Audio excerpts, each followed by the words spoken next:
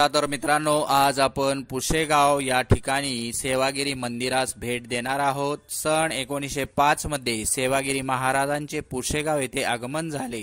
महाराज पुशेगावला आले त्यावेळी पुसेवाडी नावाचे लहानसे खेडे होते। सुरुवातीला पुसेवाडीची नोंद पूर्वी नेर पुसेवाडी अशी होती। श्री सेवागिरी महाराजांनी अनेक चमत्कार पुसेगावमधील ग्रामस्थांना दाखवले। गावकऱ्यांच्या श्रद्धेमुळे गावाचे स्वरूप बदलले। महाराज गावातील लोकांच्या सुखदुःखात सहभागी होत असत। दुःखाच्या प्रसंगी ते लोकांना मदत करत। गावावर संकटे आली किंवा आपत्ती आली की महाराज त्यांच्या पाठीशी उभे राहत। महाराजांनी शंकरराव जाधव यांच्या मृत मुलाला जिवंत केले होते। महाराजांची समाधी दत्त मंदिर पार धुनी व एक मजली इमारत ही त्यांच्या हयातीत बांधली।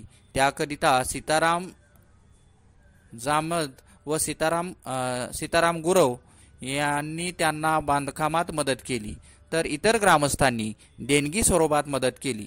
मार्गशीर्ष व वद्य चतुर्थी 10 जानेवारी 1948 रोजी महाराजांनी संजीवनी समाधी घेतली। त्यानंतर नारायणगिरी महाराज व सर्व ग्रामस्थांनी सेवागिरी महाराजांच्या पुण्यस्मरणार्थ 10 दिवसाची यात्रा भरवण्याचा निर्णय झाला।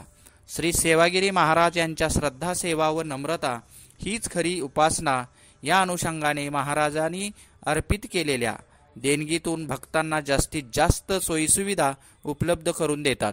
त्या ठिकाणी सध्या भक्त निवास, दररोज आरतीनंतर महाप्रसाद तेथे येणाऱ्या भाविकांना दिला जातो व खटाव तालुक्यातील सर्वात मोठी यात्रा पुसेगाव या ठिकाणी भरते। यात्रेमध्ये पुसेगाव मंदिरापासून कडगुणपर्यंत रस्त्याच्या दोन्ही बाजूला दुकाने लागतात व या ठिकाणी यात्रेचे आकर्षण म्हणजे बैलगाड्या शर्यत, श्वान पथकांची शर्यत इत्यादी पाहण्यासाठी महाराष्ट्रातून लोक हजेरी लावतात। चला तर आपणही या यात्रेच्या वेळेस पुसेगावला नक्की भेट द्या आणि सेवागिरी महाराजांचे दर्शन घ्या। सेवागिरी महाराज की जय। तर मित्रांनो, आज आपण पुशेगाव या ठिकाणी सेवागिरी मंदिरास भेट देणार आहोत। सन 1905 मध्ये सेवागिरी महाराजांचे पुशेगाव येथे आगमन झाले। महाराज पुशेगावला आले त्यावेळी पुसेवाडी नावाचे लहानसे खेडे होते। सुरुवातीला पुसेवाडीची नोंद पूर्वी नेर पुसेवाडी अशी होती।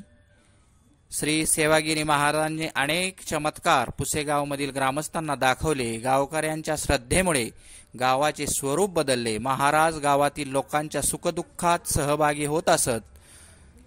दुःखाच्या प्रसंगी ते लोकांना मदत करत। गावावर संकटे आली किंवा आपत्ती आली की महाराज त्यांच्या पाठीशी उभे राहत। महाराजांनी शंकरराव जाधव यांच्या मृत मुलाला जिवंत केले होते।